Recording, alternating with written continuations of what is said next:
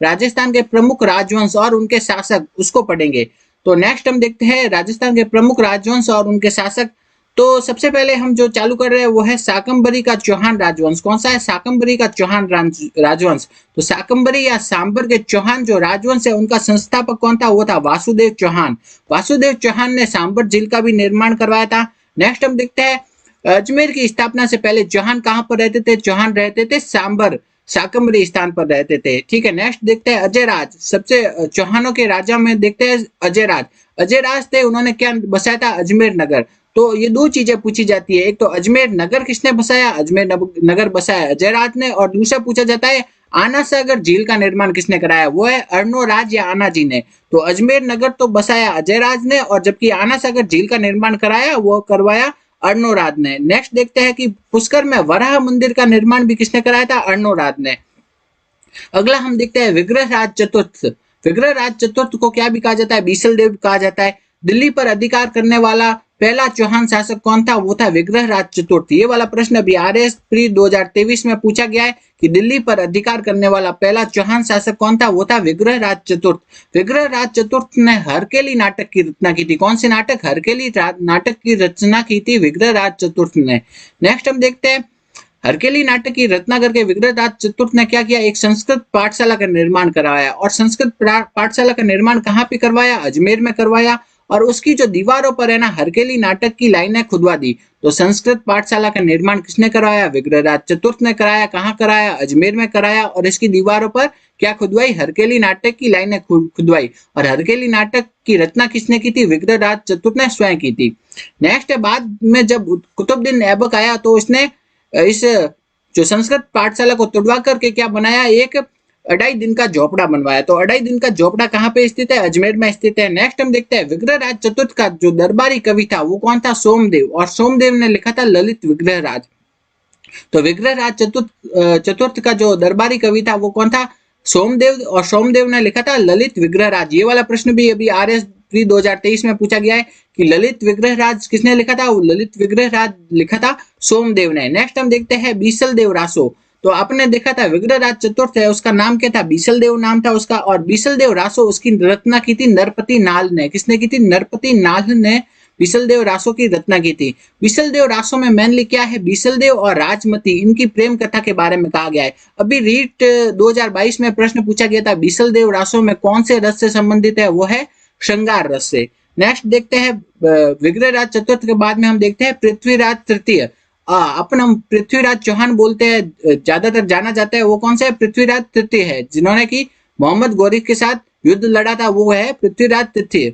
इन्हें क्या भी कहा जाता है? राय पिथौरा कहा जाता है। नेक्स्ट हम देखते हैं पृथ्वीराज तृतीय ने 2 युद्ध लड़े थे, एक तो 1191 वाला और 1192 वाला। 1191 में तो लड़ा था उन्होंने तराइन का प्रथम युद्ध, और 1192 में लड़ा था तराइन का दूसरा युद्ध।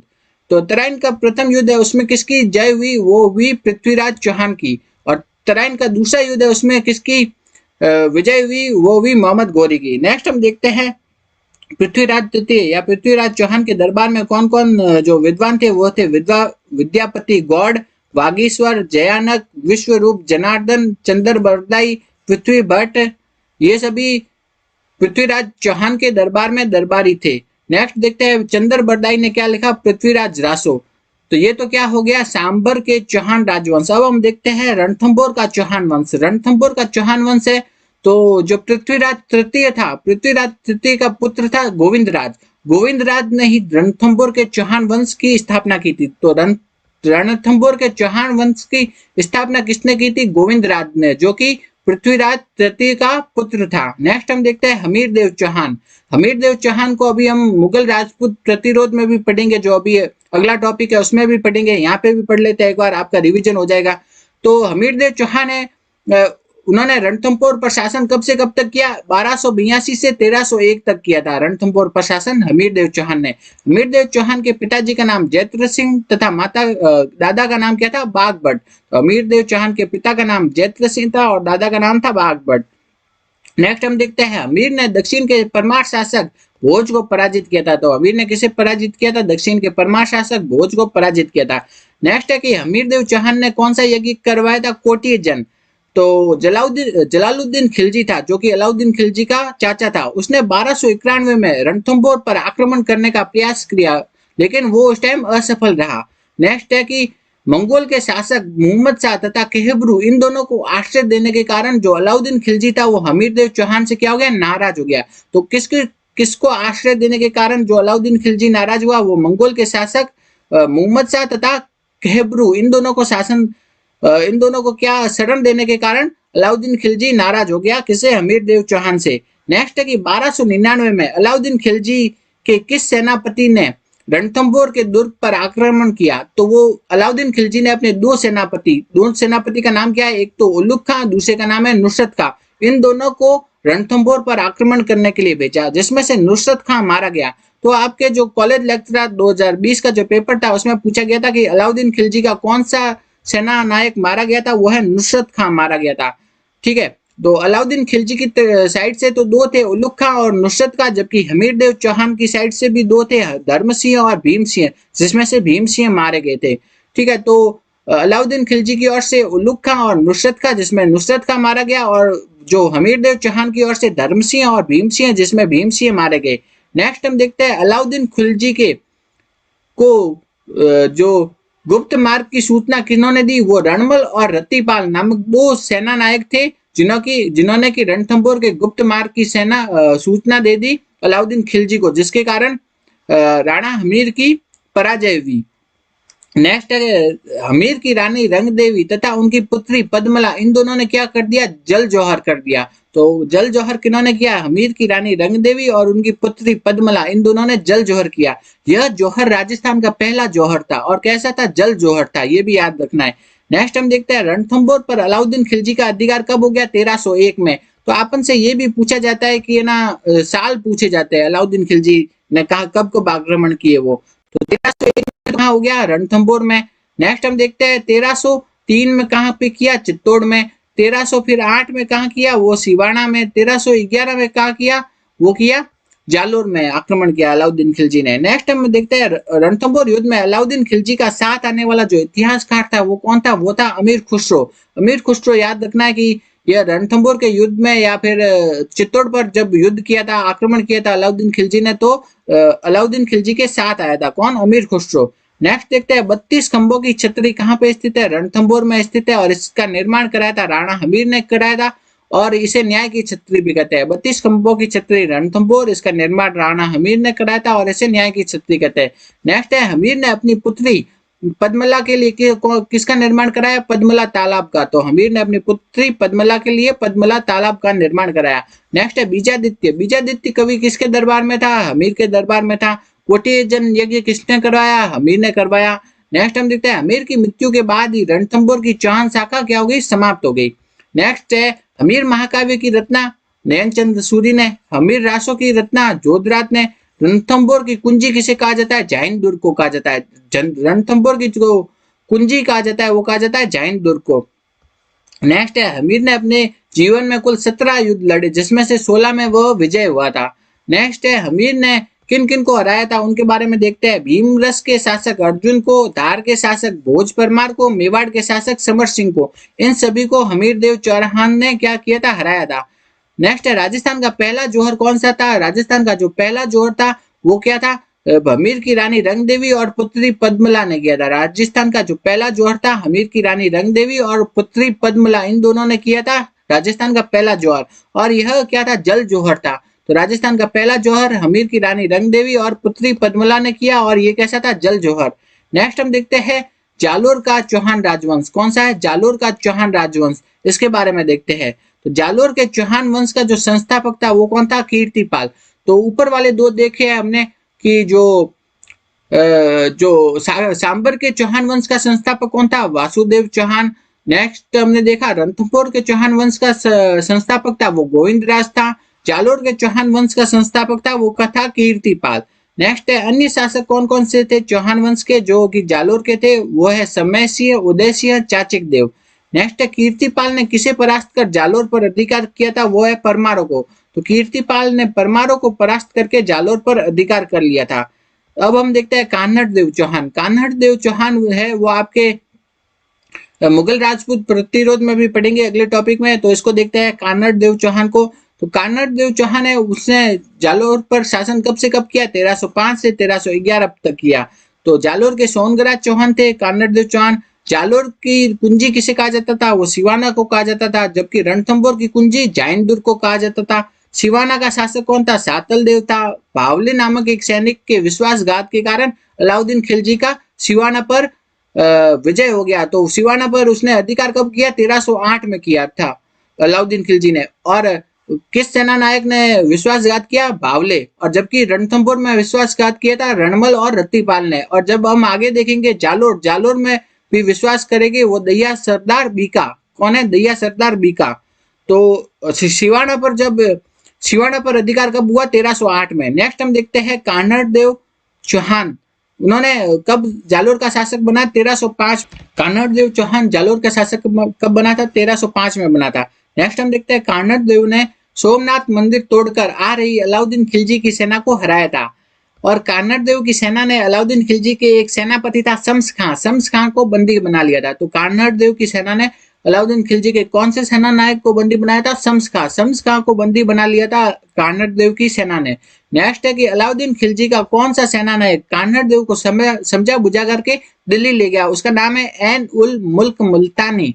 ऐन उल मुल्क मुल्तानी है जो कि अलाउद्दीन खिलजी का सेना नायक था। वो कान्हड़ देव को समझा बुझा करके दिल्ली ले गया था। नेक्स्ट है फिर वहां पर दिल्ली में जाकर के जो अलाउद्दीन खिलजी ने कान्हड़ देव से अलाउद्दीन खिलजी ने कान्हड़ देव के पुत्र वीरम देव से अपनी पुत्री फिरोजा के विवाह का प्रस्ताव रखा।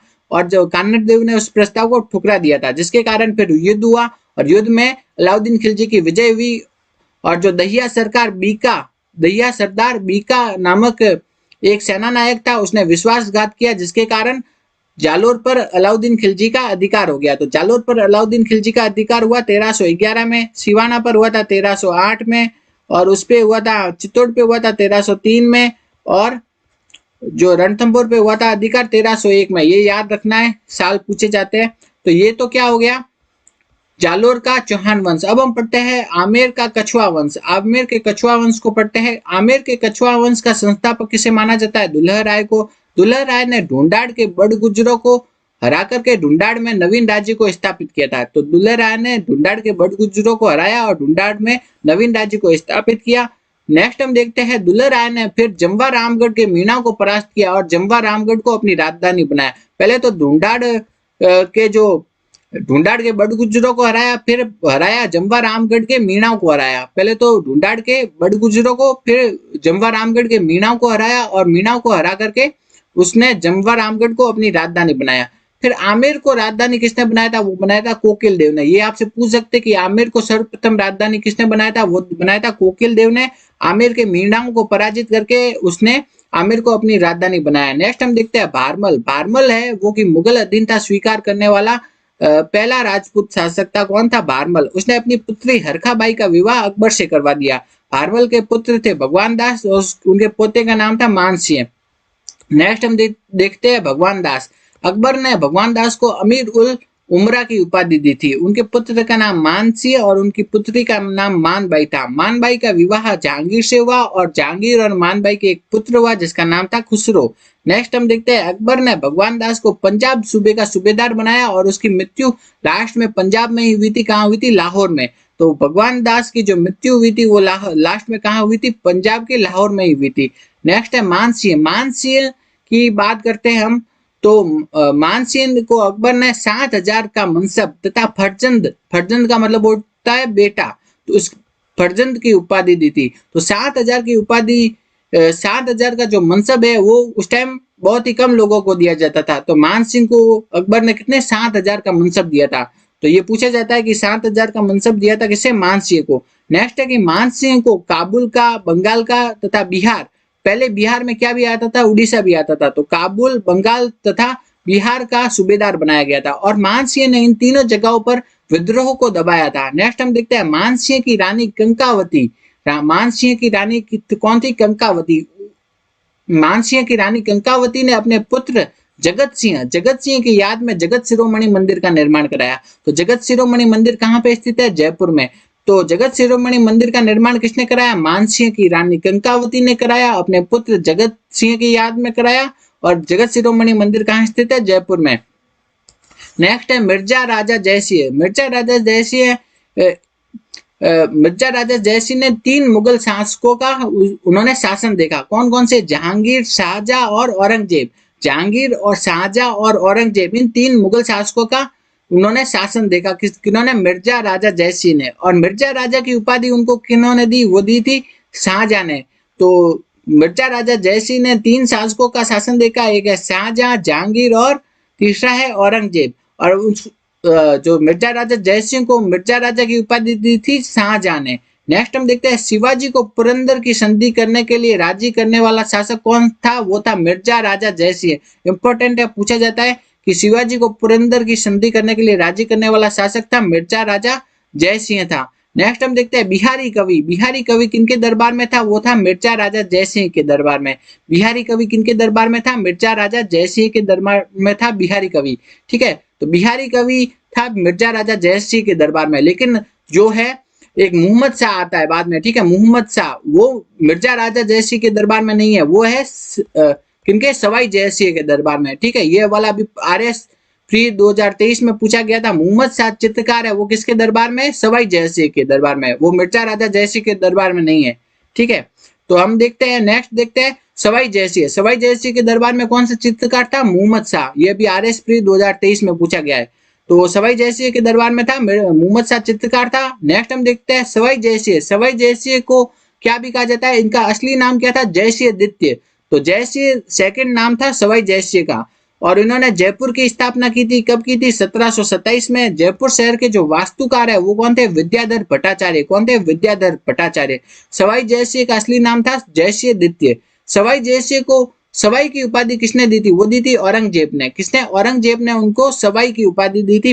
उनका असली नाम तो था जयसिंह द्वितीय और उसको सवाई की उपाधि दी थी औरंगजेब ने। औरंगजेब की मृत्यु के बाद औरंगजेब के पुत्रों में जो उत्तराधिकार युद्ध हुआ उसमें कौन जीता? मुअज्जम। कौन जीता? औरंगजेब का बेटा था मुअज्जम, वो जीता। उसने फिर बहादुर शाह नामक नाम से दिल्ली पर शासन किया और उसने जयसिंह द्वितीय को पहले क्या कर दिया? अब जयपुर की राजगद्दी से हटा दिया। तो और उसने जयपुर या आमेर का नाम क्या रख दिया? आमेर का नाम रख दिया मोमिनाबाद। ठीक है, मोमिनाबाद नाम रख दिया आमेर का। तो मोमिनाबाद नाम किसने रखा था? वो रखा था मुअज्जम या बहादुर शाह ने।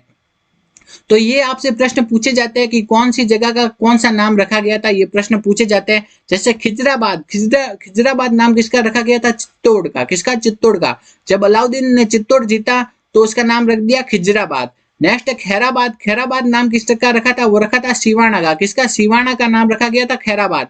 जब अलाउद्दीन खिलजी ने सिवाना जीता तो उसका नाम रख दिया खैराबाद। नेक्स्ट है कि जलालाबाद। जलालाबाद नाम किसका रखा गया था? जालोर का। जब अलाउद्दीन खिलजी ने क्या जीता? जालोर जीता तो उसका नाम रख दिया जलालाबाद। ये वाला प्रश्न अभी RPSC फर्स्ट ग्रेड एग्जाम में पूछा गया है। जालोर का नाम क्या रखा गया था? जलालाबाद।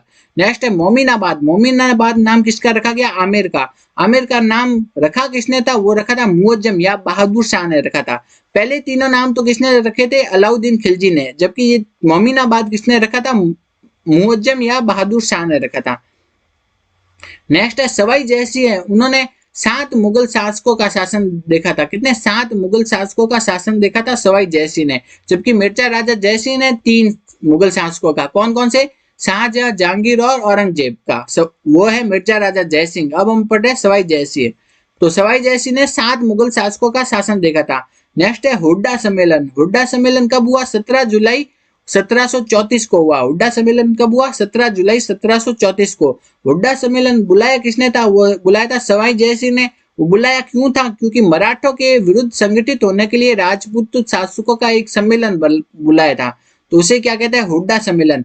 तो मराठों का जब आक्रमण बढ़ गया तो सवाई जयसिंह ने एक सम्मेलन बुलाया जिसे कहा जाता है हुड्डा सम्मेलन। इसका उद्देश्य क्या था? मराठों के विरुद्ध राजपूतों को संगठित करना। लेकिन ये हुड्डा सम्मेलन है, ये सफल नहीं हो पाया था।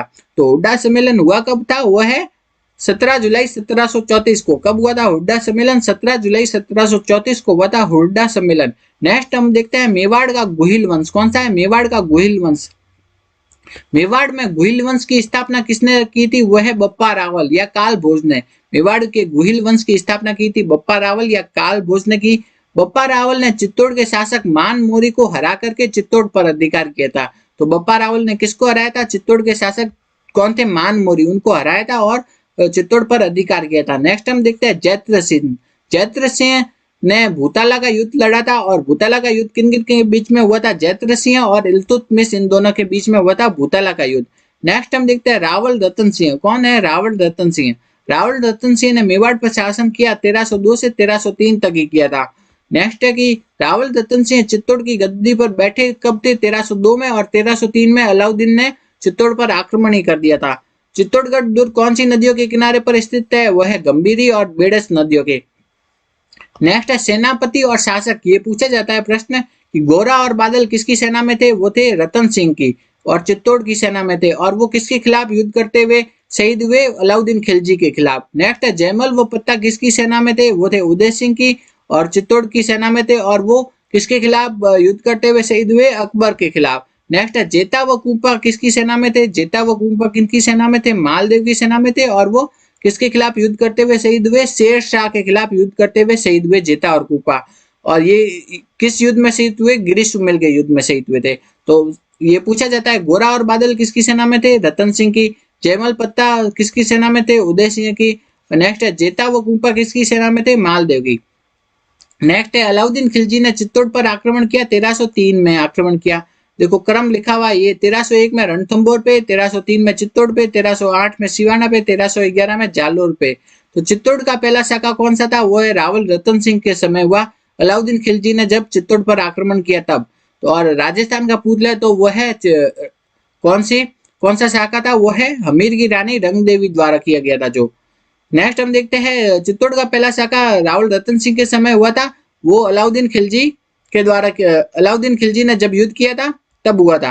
नेक्स्ट हम देखते हैं विजय के बाद अलाउद्दीन खिलजी ने चित्तौड़ का नाम रख दिया खिजराबाद रख दिया। जब विजय हो गई तो विजय के बाद अलाउद्दीन खिलजी ने चित्तौड़ का नाम क्या रखा? खिजराबाद रखा। सिवाना का नाम रख दिया खैराबाद। जालोर का नाम रख दिया जलालाबाद रख दिया। नेक्स्ट है पद्मावत। पद्मावत किसने लिखी? वो लिखी मलिक मोहम्मद जायसी ने। मेवाड़ में जो गुहिल वंश है उसकी कितनी शाखाएं होती? मेवाड़ में गुहिल वंश की कितनी शाखाएं थी? 2 शाखाएं थी। एक तो कौन सी? रावल शाखा और दूसरी राणा शाखा। मेवाड़ में गुहिल वंश की कितनी शाखाएं थी? 2 शाखाएं, एक तो रावल शाखा और दूसरी राणा या सिसोदिया शाखा थी। तो मेवाड़ में जो गुहिल वंश की 2 शाखाएं थी, एक तो रावल शाखा, दूसरी राणा शाखा। गुहिलों की रावल शाखा के अंतिम शासक थे रावल रतन सिंह। तो रावल शाखा के अंतिम शासक थे रावल रतन सिंह। अब हम देखते हैं चित्तौड़ पर आक्रमण करते समय अलाउद्दीन खिलजी के साथ कौन सा इतिहासकार था? वो था अमीर खुसरो। अमीर खुसरो अलाउद्दीन के साथ चित्तौड़ भी गया और रणथंभौर भी गया था। नेक्स्ट है अमीर खुसरो ने एक ग्रंथ लिखा था जिसका नाम है खजाइन उल फुतह। तो खजाइन उल फुतह किसने लिखा था? अमीर खुसरो ने, और इसमें अलाउद्दीन खिलजी के चित्तौड़ पर आक्रमण का वर्णन है। तो खजाइन उल फुतह लिखा अमीर खुसरो ने, इसमें अलाउद्दीन खिलजी के चित्तौड़ पर आक्रमण का वर्णन है। नेक्स्ट हम देखते हैं राणा हमीद। तो राणा हमीद है वो, उन्होंने क्या है मेवाड़ में गुहिल वंश की सिसोदिया शाखा की स्थापना की। तो रावल रतन सिंह तो रावल रतन सिंह रावल शाखा के अंतिम शासक थे। बाद में जो सिसोदिया शाखा है या राणा शाखा है उसकी स्थापना किन्होंने की? राणा हमीर ने की। तो राणा हमीर को क्या भी कहा जाता है? मेवाड़ का उद्धारक या विषम घाटी पंचानन भी कहा जाता है। राणा हमीर के बाद में आगे महाराणा लाखा। महाराणा लाखा के समय जावर से क्या है? चांदी की खानें प्राप्त हुई थी। नेक्स्ट है महाराणा कुंभा। महाराणा कुंभा ने मालवा विजय मालवा विजय के उपलक्ष्य में विजय स्तंभ का निर्माण करवाया था। विजय स्तंभ का निर्माण किसने करवाया था? वो करवाया था महाराणा कुंभा ने करवाया था। और किसके उपलक्ष्य में कराया था? मालवा विजय के उपलक्ष्य में। नेक्स्ट हम देखते हैं कुंभा ने सारंगपुर के युद्ध में मालवा के शासक मुहम्मद खिलजी प्रथम को हराया। तो मुहम्मद खिलजी प्रथम को हराया किसने था? वो है महाराणा कुंभा ने। नेक्स्ट है कि महाराणा कुंभा के संगीत से संबंधित ग्रंथ कौन कौन से है? वह है संगीत राज, संगीत मीमांसा तथा सूड प्रबंध। तो संगीत राज, संगीत मीमांसा तथा सूड प्रबंध क्या है? संगीत से संबंधित ग्रंथ है जो कि महाराणा कुंभा ने लिखे थे। तो संगीत राज, संगीत मीमांसा और सूड प्रबंध। नेक्स्ट हम देखते हैं मेवाड़ में 84 दुर्ग है जिसमें से 32 दुर्गों का निर्माण किसने करवाया था? कुंभा ने। तो कुंभा के बनाए गए कुछ दुर्ग देखते हैं हम। अचलगढ़ दुर्ग कुंभा ने बनाया, बसंती दुर्ग, भूमठ दुर्ग, मचान दुर्ग, कुंभलगढ़ दुर्ग, ये सभी दुर्ग इन्होंने बनाए थे महाराणा कुंभा ने। नेक्स्ट हम देखते हैं महाराणा प्रताप। महाराणा प्रताप आपके मुगल राजपूत प्रतिरोध में भी है। तो महाराणा प्रताप ने कब से कब तक शासन किया? 1572 से 1597 तक। महाराणा प्रताप का जन्म हुआ 9 मई 1540 को हुआ, कुंभलगढ़ में हुआ था। महाराणा प्रताप का जन्म कहाँ हुआ था? कुंभलगढ़ में। महाराणा प्रताप की माता का नाम जयवंता बाई था, उनकी पत्नी का नाम अजबदेव पवार था। नेक्स्ट है महाराणा प्रताप का राज तिलक कब हुआ? 28 फरवरी 1572 में हुआ। तो जब उनका राज तिलक हुआ, जब उनकी आयु कितनी थी? 32 वर्ष। और महाराणा प्रताप का जो राज तिलक हुआ था वो कहाँ हुआ था? गोगुंदा में। कहाँ हुआ था? गोगुंदा में हुआ था महाराणा प्रताप का राज तिलक। और जबकि राणा प्रताप का जन्म हुआ था कुंभलगढ़ में और इनका राज तिलक हुआ था गोगुंदा में। नेक्स्ट हम देखते हैं अकबर का नागौर दरबार कब लगा? 1570 में लगा था अकबर का नागौर दरबार। और अकबर ने जो महाराणा प्रताप के पास अपने कितने 4 प्रतिनिधि भेजे थे? कितने 4 प्रतिनिधि भेजे थे? तो वो कौन कौन से थे ये पूछा जाता है प्रश्न। पहला है जलाल खान, दूसरा मानसिंह, तीसरा भगवान दास, चौथा टोडरमल। तो अकबर ने महाराणा प्रताप के साथ अपने अपने 4 प्रतिनिधि भेजे थे। कौन कौन से? एक तो है जलाल खान, दूसरे मानसिंह, तीसरे भगवान दास और चौथे टोडरमल। ये 4 प्रतिनिधि अकबर ने राणा प्रताप के पास भेजे थे। तो ऐसे याद कर सकते हैं जमा भगतो, ज से जलाल खान, मा से मानसिंह, भग से भगवान दास, टो से टोडरमल। तो ये 4 अपने प्रतिनिधि भेजे थे। तो ऐसे याद करेंगे 1 72 3 73। तो एक तो किसमें भेजा था? 1972 1572 में, और 3 भेजे थे 1573 में भेजे थे। तो 1 72 3 73। तो जलाल खां भेजा था नवंबर 1972 में, जबकि मान सिंह, भगवान दास और टोडरमल ये तीनों 1973 में भेजे थे। मान सिंह जून में, भगवान दास अक्टूबर में और टोडरमल दिसंबर में भेजा था। नेक्स्ट हम देखते हैं प्रताप को बंदी बनाने की योजना किस किले में बनाई गई? मैगजीन के दुर्ग में या अकबर के दुर्ग में बनाई गई? नेक्स्ट है अकबर अंग्रेजों ने किस दुर्ग को अपना शस्त्रागार बनाया था? मैगजीन के दुर्ग को। अंग्रेजों जब शासन में आए थे उन्होंने मैगजीन के दुर्ग को अपना शस्त्रागार बनाया। नेक्स्ट है हल्दी घाटी का युद्ध कब हुआ? 18 जून 1576 को हुआ। नेक्स्ट है हाकिम का सूर, जो हल्दी घाटी के युद्ध में है, हाकिम का सूर तो किसकी तरफ से लड़े थे? प्रताप की तरफ से, जबकि आसफ कहाँ लड़ा था? अकबर की तरफ से। तो हल्दी घाटी का युद्ध हुआ 18 जून 1576 को हुआ और इसमें हाकिम खां लड़ा था प्रताप की तरफ से और आसफ खां लड़ा था अकबर की तरफ से। नेक्स्ट है हम देखते हैं हल्दी घाटी के युद्ध में किस इतिहासकार ने भाग लिया था? तो हल्दी घाटी के युद्ध में भाग लिया था बदायूनी ने। किसने? बदायूनी ने हल्दी घाटी के युद्ध में भाग लिया था।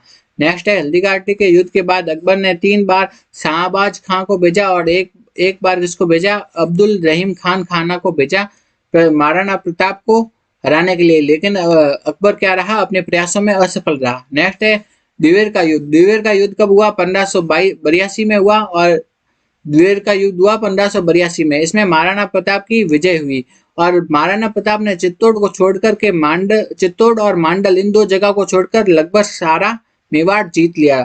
नेक्स्ट हम देखते हैं जेम्स टोड है, उन्होंने हल्दी घाटी के युद्ध को कहा मेवाड़ की थर्मोपली और द्विवेर के युद्ध को कहा मेवाड़ का मैराथन। तो मेवाड़ की थर्मोपली तो हल्दी घाटी का युद्ध है और मेवाड़ का मैराथन कौन सा है? वह है द्विवेर का युद्ध। नेक्स्ट हम देखते हैं हल्दी घाटी के युद्ध में महाराणा प्रताप के साथ साथ कौन थे? वो थे झाला मन्ना, झाला बीदा, राणा पुंजा, रामदास मेड़तिया, भीम सिंह डोडिया, ये सब महाराणा प्रताप के साथ थे हल्दी घाटी के युद्ध में। नेक्स्ट है हल्दी घाटी के युद्ध में महाराणा प्रताप ने बहलोल खां को 2 टुकड़े में काट दिया था। नेक्स्ट है द्विवेर के युद्ध में मुगल सेनापति कौन था? वो था सुल्तान खां और इधर की जो महाराणा प्रताप की साइड से कौन था? वो था अमर सिंह। नेक्स्ट हम देखते हैं प्रताप ने अपनी राजधानी किसे बनाया था? चावंड को। भामाशाह की हवेली कहाँ स्थित है? चावंड में। विश्व वल्लभ वृक्ष आयुर्विज्ञान ग्रंथ, इसकी रचना किसने की थी? महाराणा प्रताप ने। विश्व वल्लभ या वृक्ष आयुर्विज्ञान ग्रंथ की रचना की राणा प्रताप ने। नेक्स्ट हम देखते हैं संस्कृत के विद्वान चक्रपाणि मिश्र किसके दरबार में थे? राणा प्रताप के दरबार में। संस्कृत के विद्वान चक्रपाणि मिश्र किसके दरबार में थे? राणा प्रताप के दरबार में। नेक्स्ट है निषादी चित्रकार किसके दरबार में थे? वो थे राणा प्रताप के दरबार में। निषादी चित्रकार किसके दरबार में थे? राणा प्रताप के चित्रकार दरबार में थे। नेक्स्ट हम देखते हैं चावंड चित्रशैली का जन्म कब हुआ? वो हुआ महाराणा प्रताप के शासनकाल में हुआ। चावंड चित्रशैली का जन्म हुआ महाराणा प्रताप के शासनकाल में। अब हम देखते हैं हरिहर मंदिर। हरिहर मंदिर कहाँ पे स्थित है? उदयपुर में। यह शैव तथा वैष्णव दोनों मतों को समर्पित है। नेक्स्ट देखते हैं कि राणा प्रताप के ने कितने हरिहर मंदिर है ना किसके शासनकाल में बना? वो है महाराणा प्रताप के शासनकाल में बना। नेक्स्ट है महाराणा प्रताप ने कितने वर्ष शासन किया? 25 वर्ष शासन किया था। महाराणा प्रताप के बचपन का नाम क्या था? कीका। नेक्स्ट है हल्दी घाटी कहाँ पे स्थित है? राजसमंद में। मेवाड़ का उद्धार किसे कहा जाता है? भामाशाह को। राणा प्रताप ने राजधानी किससे बनाया? कुंभलगढ़ और चावंड को बनाया। तो मेन क्या है? चावंड। नेक्स्ट है राणा प्रताप की मृत्यु कब हुई? 19 जनवरी 1597 में। हल्दी घाटी के युद्ध में राणा प्रताप का मुकुट किसने धारण किया? वो किया था झाला बीदा ने। नेक्स्ट है हल्दी घाटी के युद्ध को खमनोर का युद्ध किसने कहा और गोगुंदा का युद्ध किसने कहा? ये पूछा जाता है। तो हल्दी घाटी के युद्ध को खमनोर का युद्ध कहा अबुल फजल ने, और हल्दी घाटी के युद्ध को गोगुंदा का युद्ध कहा बदायूनी ने। किसने? बदायूनी ने। तो ये पूछा जाता है। तो खमनोर का युद्ध किसने कहा? अबुल फजल ने। तो इसको ऐसे याद रख सकते हैं। तो खमनोर, खमनोर में क्या आ रहा है? नोर। ठीक है, तो नोर से मिलता जुलता शब्द क्या? नीर। और नीर का जो पर्यायवाची है जल, तो इस फजल में क्या आ रहा है? जल। तो इस टाइप से याद रख सकते हैं। और गोगुंदा, गोगुंदा में क्या आ रहा है? दा। और इस तरह से बदायूनी, बदायूनी में क्या आ रहा है? दा। तो इस टाइप से याद रख सकते हैं कि खमनोर का युद्ध कहा था अबुल फजल ने, और बदायूनी ने कहा था गोगुंदा का युद्ध। नेक्स्ट है महाराणा राज सिंह। महाराणा राज सिंह कहाँ के शासक थे? मेवाड़ के। किशनगढ़ की राजकुमारी चारुमती से विवाह के कारण महाराणा राज सिंह का किससे? औरंगजेब से मनमुटाव हो गया। तो महाराणा राज सिंह ने चारुमती से विवाह कर दिया, जिससे औरंगजेब उनसे नाराज हो गया था। नेक्स्ट है महाराणा राज सिंह ने गोमती नदी का पानी रोककर कांकरोली में राजसमंद झील का निर्माण करवाया। तो राजसमंद झील का निर्माण किसने कराया? महाराणा राज सिंह ने। और ये पूछा जाता है कि कौन सी नदी का पानी रोककर करवाया? वो है गोमती नदी का पानी रोककर। नेक्स्ट है राजसमंद झील पर एक स्थान है नौ चौकिया। नौ चौकिया पर 25 शिलालेखों पर मेवाड़ का इतिहास लिखा हुआ है। इसे क्या कहा जाता है? राज प्रशस्ति। तो राज प्रशस्ति क्या है? ये राजसमंद झील की 9 चौकियों पर बना हुआ है, 25 शिलालेखों पर मेवाड़ का इतिहास लिखा हुआ है, इसे ही कहते हैं राज प्रशस्ति। और राज प्रशस्ति की जो निर्माण किसने करवाया? महाराणा राज सिंह ने कराया। और इसकी राज प्रशस्ति की रचना किसने की थी? वो है रणछोड़ भट्ट ने।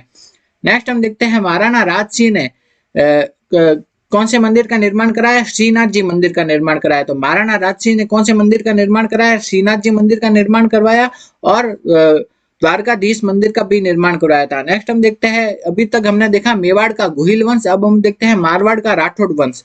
नेक्स्ट है मारवाड़ के राठौड़ वंश का संस्थापक कौन था? वो था राव सिंहा। तो राठौड़ वंश का संस्थापक था राव सिंहा। तो नेक्स्ट है राव चुंडा ने मंडोर पर अधिकार करके मंडोर को अपनी राजधानी बनाया। तो सबसे पहले मंडोर पर अधिकार करने वाला जो राठौड़ शासक कौन था? वो था राव चुंडा। नेक्स्ट है राव जोधा। राव जोधा ने कौन सा नगर बसाया? जोधपुर नगर बसाया। और राव जोधा ने मेहरानगढ़ दुर्ग का निर्माण कराया। मेहरानगढ़ दुर्ग कौन सी पहाड़ी पर है? वो है चिड़िया टूक पहाड़ी पर स्थित है।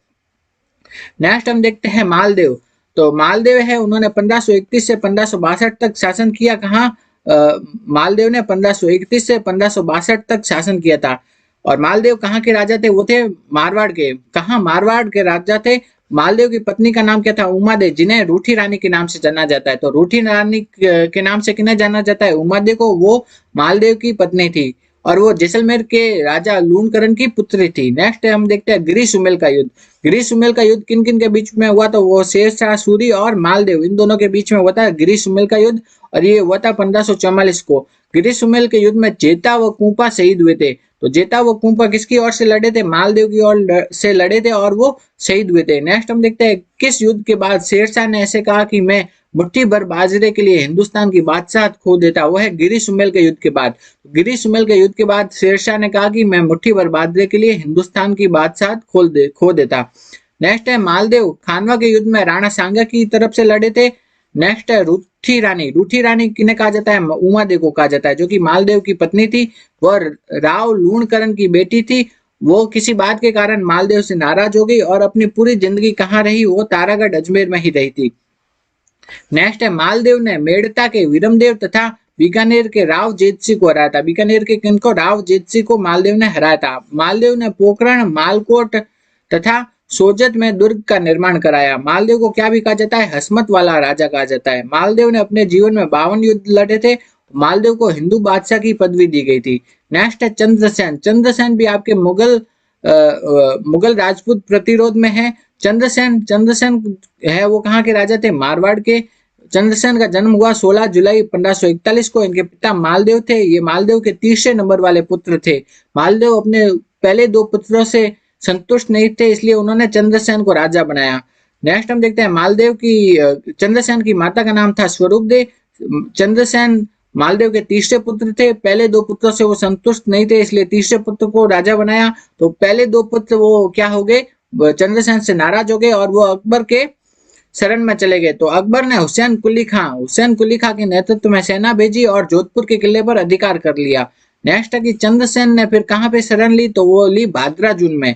अकबर ने बीकानेर के राय सिंह को फिर जोधपुर का अधिकारी नियुक्त किया है। तो ये प्रश्न पूछा जाता है कि अकबर ने जोधपुर का अधिकारी किसे नियुक्त किया था, तो बीकानेर के राय सिंह को। तो बीकानेर के राय सिंह को जोधपुर का अधिकारी नियुक्त किया था। किसने वो किया था? अकबर ने बीकानेर के राय सिंह को जोधपुर का अधिकारी नियुक्त किया था। नेक्स्ट है चंद्रसेन की समाधि। चंद्रसेन की समाधि कहाँ पे स्थित है? संचियाय, जो कि पाली में स्थित है, वहां पे स्थित है। वहां पे सारण के पहाड़ के पास स्थित है। नेक्स्ट है भूला बिसरा राजा या महाराणा प्रताप का पुरोगामी किसे कहा जाता है? वह है चंद्रसेन को। तो भूला बिसरा राजा या महाराणा प्रताप का पुरोगामी कहा जाता है चंद्रसेन को। नेक्स्ट है चंद्रसेन की मृत्यु के बाद अकबर ने उनके बड़े भाई मोटा राजा उदय सिंह को कहाँ का? जोधपुर का राजा बनाया और उनकी पुत्री जगत गोसाई का विवाह जहांगीर से कराया। तो चंद्रसेन की मृत्यु हो गई, तब अकबर ने जो चंद्रसेन के बड़े भाई है, उनका नाम था मोटा राजा उदय सिंह, उनको कहाँ का? जोधपुर का शासक बनाया और उसकी पुत्री है उसका नाम था जगत गोसाई, उसका विवाह जहांगीर से करवा दिया। नेक्स्ट हम देखते हैं महाराणा प्रताप का पुरोगामी या मेवाड़ का महाराणा प्रताप किसे कहा जाता है? वो कहा जाता है चंद्रसेन को। चंद्रसेन ने कहां पे शरण ली थी? वो है भादरा जून और सिवाना, इन दो जगह पे शरण ली थी। नेक्स्ट है सुखराज, देवीदास तथा सूजा, ये सब क्या थे? चंद्रसेन के साथी थे। चंद्रसेन द्वारा लूटपाट करने से जो मारवाड़ के लोग चंद्रसेन से नाराज हो गए थे, ये भी इनकी चंद्रसेन से नाराज होने का प्रमुख कारण था। तो चंद्रसेन से नाराज होने का प्रमुख कारण क्या था? कि वहां के लोगों का, क्योंकि लूटपाट करने के कारण मारवाड़ के लोग वहां उनसे नाराज हो गए थे। नेक्स्ट हम देखते हैं महाराजा जसवंत सिंह प्रथम। तो महाराजा जसवंत सिंह को शाहजहां ने औरंगजेब का विद्रोह दमन करने हेतु भेजा था। तो ये प्रश्न पूछा जाता है कि शाहजहां ने औरंगजेब का विद्रोह को दमन करने के लिए किसे भेजा था? महाराजा जसवंत सिंह प्रथम को। जसवंत सिंह ने धर्मत, जो कि एमपी में है, इसके युद्ध में दारा का साथ दिया था। तो जसवंत सिंह ने धर्मत के युद्ध में दारा सिखों का साथ दिया था। तो मूणोत नैन्सी, जो कि किसके दरबार में थे? वो थे जसवंत सिंह के दरबार में। तो मूणोत नैन्सी किसके? जसवंत सिंह प्रथम के दरबार में थे। नेक्स्ट हम देखते हैं बीकानेर का राठौड़ राजवंश। तो बीकानेर का राठौड़ राजवंश के बारे में हम देखते हैं। तो सबसे पहले आगे राव बीका, जो कि किसके? राव जोधा के पुत्र थे। उन्होंने किसकी? बीकानेर की स्थापना की थी। बीकानेर की स्थापना किसने की थी? राव बीका ने, जो कि राव जोधा के पुत्र थे। राव बीका ने किसके? करणी माता मंदिर का निर्माण कराया। नेक्स्ट हम देखते हैं राव लूणकरण ने बीका के छोटे पुत्र थे। राव जेतसिंह छंद, ये किसने लिखा था? बीठू सूजा ने। तो राव जेतसिंह छंद लिखा था बीठू सूजा ने। राव जेतसिंह छंद में कलयुग का कर्ण किसे कहा गया है? वो कहा गया लूणकरण को। तो राव जेतसिंह छंद लिखा था बीठू सूजा ने, और राव जेतसिंह छंद में जो कलयुग का कर्ण कहा गया है वो कहा गया है राव लूणकरण को। राव लूणकरण ने लूणकरण सर झील का निर्माण करवाया था। नेक्स्ट हम देखते हैं राव जेतसिंह है, उन्होंने साहेबा पाहेबा के युद्ध में मालदेव से युद्ध करते हुए मारे गए थे। तो साहेबा पाहेबा के युद्ध में किन किन के बीच में हुआ था? वो हुआ था राव जेतसिंह तथा मालदेव के बीच में हुआ था। नेक्स्ट हम देखते हैं राव कल्याणमल। कौन है? राव कल्याणमल। तो खानवा का युद्ध कब हुआ था? 1527 में। मैं राणा सांगा की ओर से भाग लिया था। तो राव कल्याणमल ने खानवा के युद्ध में, जो कि 1527 में हुआ था, उसमें राणा सांगा की ओर से भाग लिया था। किसने? राव कल्याणमल ने। नेक्स्ट हम देखते हैं 1570 में अकबर के नागौर दरबार में उपस्थित होकर उसकी अधीनता स्वीकार कर ली थी। तो राव कल्याणमल ने 1570 में अकबर के जो नागौर दरबार में है उसमें उपस्थित होकर अकबर की अधीनता स्वीकार कर ली। नेक्स्ट है अकबर का दरबारी कवि, जो कि पृथ्वीराज राठौड़ था। ठीक है, तो अकबर का दरबारी कवि पृथ्वीराज राठौड़ वो राव कल्याणमल का ही पुत्र था। तो राव कल्याणमल के दो पुत्र थे, एक तो राय सिंह, दूसरा पृथ्वीराज राठौड़। राय सिंह तो बाद में जाकर के क्या बना? राजा बना, और पृथ्वीराज राठौड़ है वो अकबर का दरबारी कवि बना। नेक्स्ट हम देखते हैं राय सिंह ने कौन से? जूनागढ़ किले का निर्माण कराया। बीकानेर शहर तो किसने बसाया था? वो है राव बीका, जबकि जूनागढ़ किले का निर्माण करवाया था वो है राव राय सिंह। नेक्स्ट है कि जो जूनागढ़ किले पर जयमल व पत्ता की मूर्तियां किसने लगाई थी? वो है राय सिंह ने। नेक्स्ट है राजपूताने का कर्ण किसे कहा जाता है? राय सिंह को। जबकि आपको उनसे बोला जाए कि कलयुग का कर्ण किसे कहा जाता है? वो है राव लूणकरण को। किसे? राव लूणकरण को कलयुग का कर्ण कहा जाता है। नेक्स्ट है राव कर्ण सिंह, उन्होंने उनका बीकानेर के राव कर्ण सिंह का नागौर के अमर सिंह के साथ क्या कौन सा युद्ध हुआ? मतीरे की राड़। ठीक है, मतीरे की राड़ युद्ध किस किस के बीच में हुआ? बीकानेर के कर्ण सिंह और नागौर के अमर सिंह। तो मतीरे की राड़ युद्ध हुआ बीकानेर के कर्ण सिंह और नागौर के अमर सिंह के बीच में। मतीरे की राड़ युद्ध हुआ किस किस के बीच में? वो हुआ बीकानेर के कर्ण सिंह और नागौर के अमर सिंह के बीच में। नेक्स्ट हम देखते हैं चिंतामणि भट्ट। चिंतामणि भट्ट ने क्या लिखा? सुख सप्तति। सुख सप्तति किसने लिखा? चिंतामणि भट्ट ने लिखा। और चिंतामणि भट्ट ने लिखा सुख सप्तति। और उसमें क्या कहा गया है? राव कर्ण सिंह को क्या कहा गया है? जांगलधर बादशाह। क्या कहा गया है? जांगलधर बादशाह।